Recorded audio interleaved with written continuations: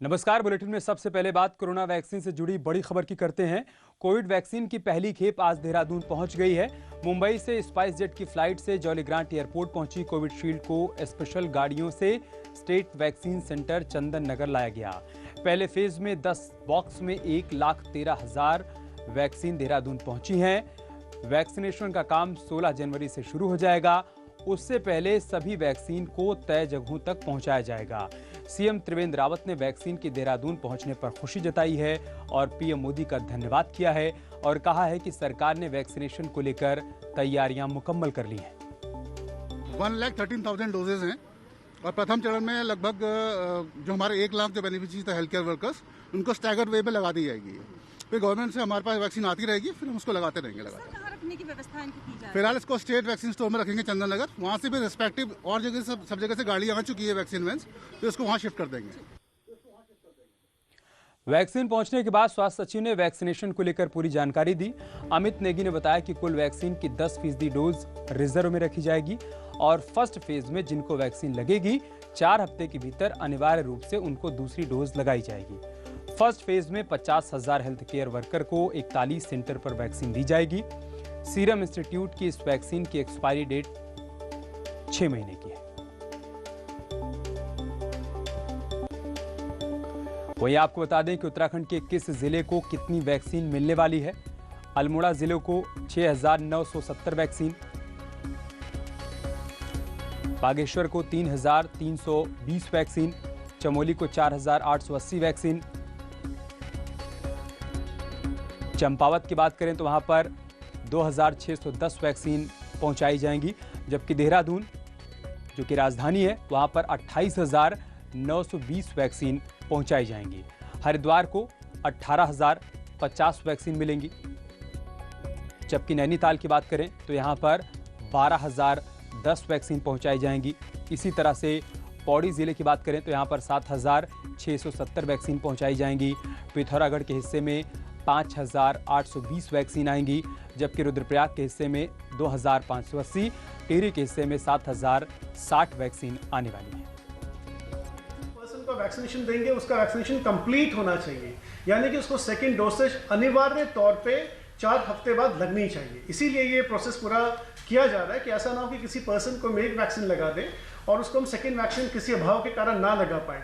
कई और विकसित देशों में इस तरह की समस्या उभरी है, जो हमें बताया गया कि उन्होंने जितनी वैक्सीन थी वो सभी में डिस्ट्रीब्यूट कर दी एंड सेकेंड वैक्सीनेशन में फिर इश्यूज हुए 4 हफ्ते बाद। वहीं प्रदेश के कोरोना अपडेट की अगर हम बात करें तो राज्य में कोरोना के 209 नए मामले सामने आए हैं। बीते 24 घंटे में कोरोना से 4 मरीजों की मौत हो गई है। प्रदेश में एक्टिव केस 2500 हैं, देहरादून में 97 और नैनीताल में 45 नए कोरोना केस सामने आए हैं।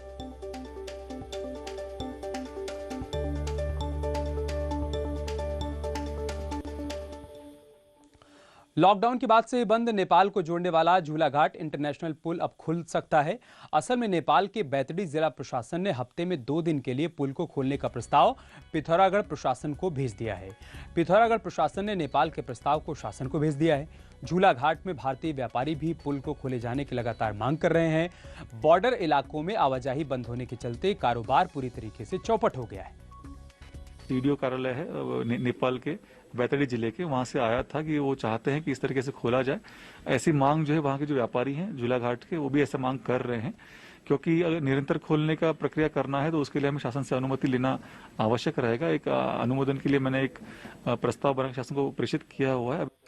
महाकुंभ को लेकर हाईकोर्ट गंभीर है। हाईकोर्ट ने जिला जज हरिद्वार को आदेश दिया है कि वो हरिद्वार ऋषिकेश में सभी सरकारी और निजी अस्पतालों का निरीक्षण करें और इन अस्पतालों में आईसीयू, वेंटिलेटर, मेडिकल स्टाफ और अन्य सुविधाओं पर रिपोर्ट तैयार करें और उस रिपोर्ट को 21 फरवरी तक हाईकोर्ट में पेश करें।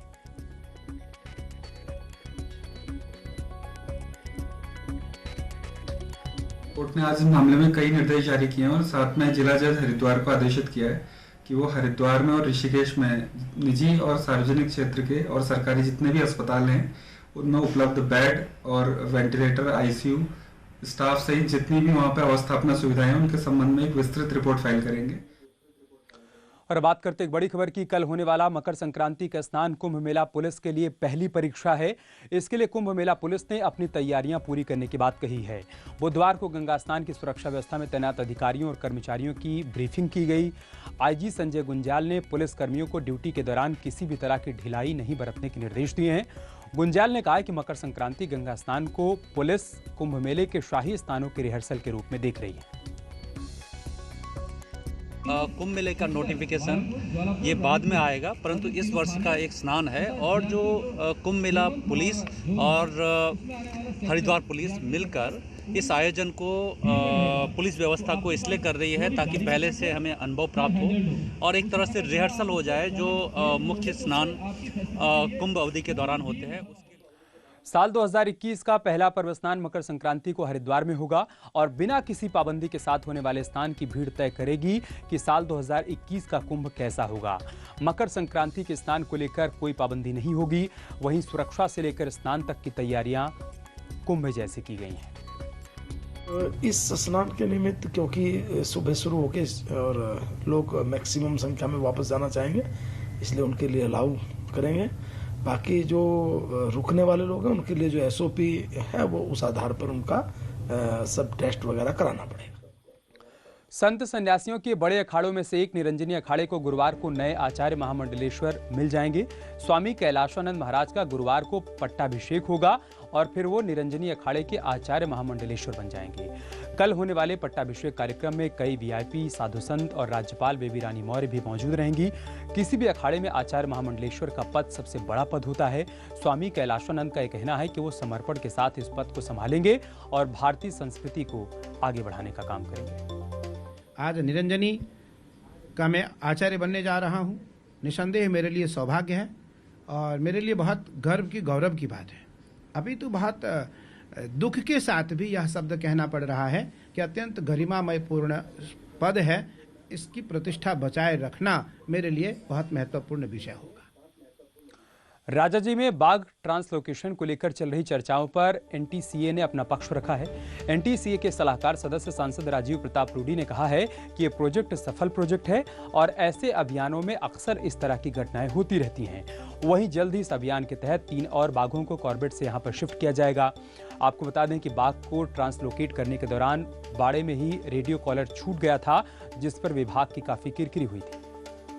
बहुत ही बढ़िया इन लोगों ने व्यवस्था कायम किया है और मैंने ये तमाम चीज़ों का उस बाघ और बाघिन के रख रखाव, ट्रांसपोर्टेशन, रेस्क्यू वैन का निरीक्षण, स्थल का निरीक्षण, मूवमेंट का निरीक्षण, हालांकि मुझे वो दिखे नहीं है अभी और कोई औचित्य भी नहीं है उसे देखने का।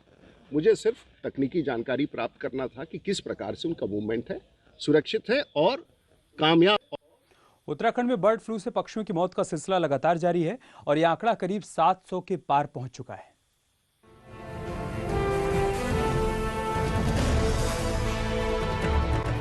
उत्तराखंड में बर्ड फ्लू के चलते पक्षियों की मौत का सिलसिला थमने का नाम नहीं ले रहा है। खासकर उधम सिंह नगर में प्रवासी साइबेरियन पक्षियों की मौत ने वन विभाग की चिंता बढ़ा दी है। वेटलैंड पर संभावित खतरे को देखते हुए अधिकारियों को प्रवासी पक्षियों पर ड्रोन से नजर रखने के आदेश दिए गए हैं। प्रवासी पक्षी हैं जैसे आसन वेटलैंड हो गया, हरिपुरा हो गया, तो वहाँ पे विशेष सतर्कता बरती जा रही है और यथासंभव ड्रोन का भी उपयोग किया जा रहा है। वहीं पशुपालन मंत्री रेखा आर्य ने डीजीपी को चिट्ठी लिखकर सभी बॉर्डर एरिया में बर्ड फ्लू से संक्रमित राज्यों हरियाणा और हिमाचल प्रदेश से लाए जाने वाले मुर्गों और अंडों पर सख्ती से बैन लगाने को कहा है। चिक जो है उत्तराखंड में न प्रवेश कर पाए, इसके लिए डीजीपी को पत्र लिखा गया है कि बॉर्डर पर इसकी सख्त निगरानी की जाए। ज़रूरत पड़े तो हमारे पशु चिकित्सा अधिकारी को बुलाया जाए। मुर्गियां चाहे वो अन्य प्रदेशों से भी आ रही हों तो वो गहन परीक्षण के उपरांत ही जो है प्रदेश में प्रवेश करें। हालांकि राहत की बात यह है कि अभी तक राज्य में डोमेस्टिक बर्ड में संक्रमण का कोई मामला सामने नहीं आया है। बर्ड फ्लू के चलते राज्य भर में पक्षियों के मरने का सिलसिला जारी है। देहरादून के भंडारी बाग में बुधवार को भी सबसे अधिक 70 से अधिक कौवे मरे हुए पाए गए। लोगों से अपील की जा रही है कि वो मृत पक्षियों को न छुएं और न ही डिस्पोज करने की कोशिश करें। फॉरेस्ट और एनिमल हस्बेंड्री डिपार्टमेंट ने अपना सर्विलांस और भी तेज कर दिया है। कैमरा पर्सन भरत शर्मा के साथ सुनील नौपरबात, न्यूज़ 18 देहरादून। चमोली में भी बर्ड फ्लू की आशंका गहरा गई है। यहां निजमुला घाटी के ईरानी इलाके में 2 मरे हुए कौवे पाए गए हैं। स्थानीय लोगों ने इस बात की सूचना वन विभाग को दी। वन विभाग के साथ ही पशुपालन विभाग की टीम भी गांव के लिए भेज दी गई है ताकि सही स्थिति का पता चल सके।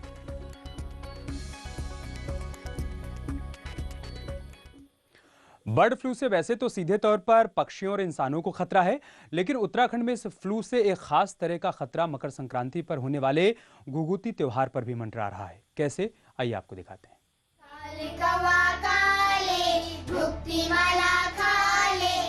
मकर संक्रांति पर उत्तराखंड में मनाए जाने वाले लोक पर्व घुघुती त्योहार को इस बार बर्ड फ्लू की नजर लग चुकी है। लोग इस बात से परेशान हैं कि आटे, गुड़, सौंफ को मिलाकर बनने वाले इन मीठे मीठे घुघुतियों को खाने के लिए इस बार ये काले काले कौवे आखिर कहां से आएंगे, क्योंकि राज्य की राजधानी समेत कई जगह बर्ड फ्लू के कारण कौवों के मरने का सिलसिला जारी है। ज्यादा होने जो कहाँ अड्डे सब मरने ही बदल भी। अब हम लोग सोच रहे खाओ खावा हाल कभी कशी कवा को जुल हम नाचिन करूँ उठा करने भाई कवा को बुलूल हम कभी अलवी कोई पत्तन है कवा क्यों करूँ हम। पहाड़ की अलग अलग मान्यताओं में रचे बसे इस घुघुती त्योहार में बच्चों के जरिए कौवों को पुकारा जाता है। मान्यता है कि काले कौवा कहने, बच्चों के बुलाने से घर की छत पर रखे घुघुती खाने कौवे आ जाते हैं, जिसे शुभ माना जाता है। लेकिन इस बार कौवों की जान बर्ड फ्लू के कारण खतरे में है। सूर्य के उत्तरायण होने पर पूरे के पूरे देश में अलग अलग पर्व मनाए जाते हैं, किंतु हमारे उत्तराखंड में इसका एक विशेष महत्व है।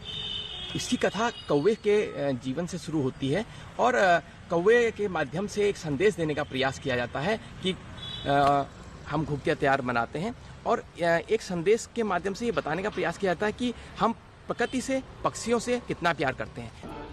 साफ है, घुघुती त्योहार पहाड़ के लोगों के प्रकृति और उसे रंगीन बनाने वाले पक्षियों के प्रेम का प्रतीक है। ऐसे में परिंदों के जरिए फैलने वाले बर्ड फ्लू ने न सिर्फ पक्षियों की जिंदगी खतरे में डाली है, बल्कि एक समृद्ध लोक संस्कृति के सामने भी संकट खड़ा कर दिया है। शैलेंद्र नेगी, न्यूज़ 18, हल्द्वानी। उधम सिंह नगर में किच्चा के प्रतीक सक्सेना को राष्ट्रीय युवा संसद में सम्मानित किया गया। वोकल फॉर लोकल विषय पर अपनी बात रखने के लिए प्रतीक को स्पेशल जूरी अवार्ड मिला।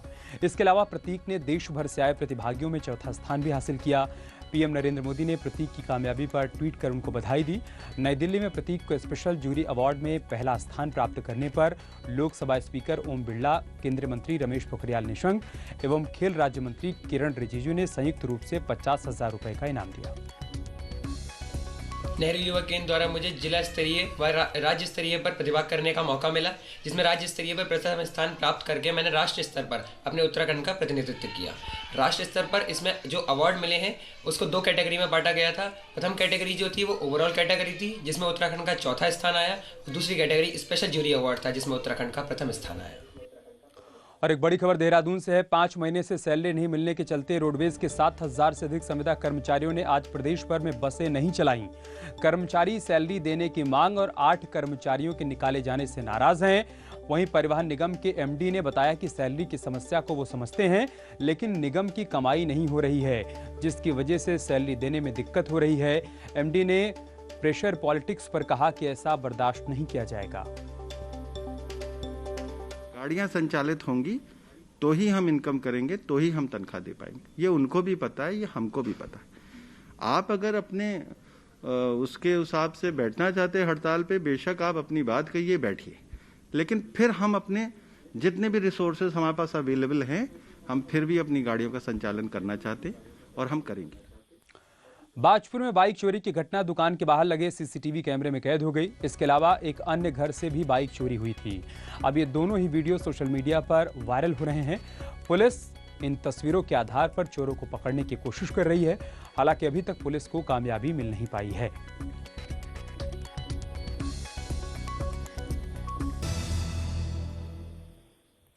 और एक बड़ी खबर देहरादून से है। ग्रीष्मकालीन राजधानी गैरसैंण के लिए 2 बड़ी मंजूरी मिली है। सरकारी रेजिडेंशियल कॉलोनी के लिए 4.5 करोड़ रुपए मंजूर किए गए हैं। वहीं गैरसैंण विकास परिषद के लिए 1 करोड़ 50 लाख की मंजूरी दी गई है। सीएम त्रिवेंद्र सिंह रावत ने बजट को मंजूरी दी है। ये बड़ी खबर हम आपको बता रहे हैं देहरादून से। गैरसैंण के विकास परिषद के लिए बजट की मंजूरी मिल गई है। गैरसैंण के लिए सीएम की तरफ से ये बड़ी मंजूरी मिली है। रामनगर में कैबिनेट मंत्री सतपाल महाराज ने 6 करोड़ 13 लाख की योजनाओं का लोकार्पण किया। उन्होंने सावलदे में कन्वेंशन सेंटर, कोसी बैराज के अपर और लोअर स्ट्रीम में नए बने पार्कों और सौंदर्यीकरण के कामों को जनता को समर्पित किया।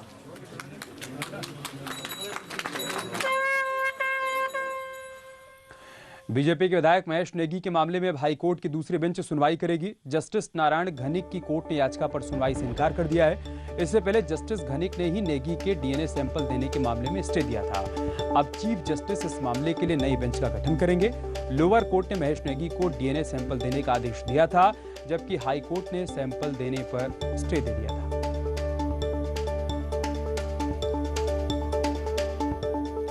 चमोली के आदि बद्री धाम स्थित भगवान आदि बद्री नारायण के कपाट कल खोले जाएंगे। 1 महीने कपाट बंद रहने के बाद मकर संक्रांति के पर्व पर पूजा अर्चना के बाद आम श्रद्धालुओं के लिए कपाट खोल दिए जाएंगे। हर साल शीतकाल के दौरान जहां पौष मास की संक्रांति पर भगवान आदि बद्री के धाम के कपाट 1 महीने के लिए बंद किए जाते हैं, तो वहीं 1 महीने बाद मकर संक्रांति के पर्व पर मंदिर के कपाट खोल दिए जाते हैं। मंदिर के कपाट खोलने से पहले मंदिर को भव्य फूलों से सजाया गया।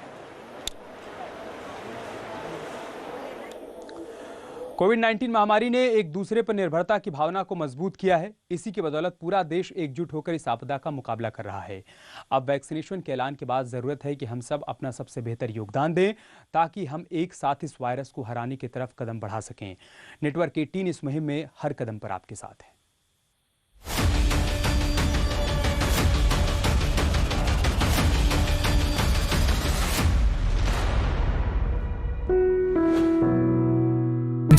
पर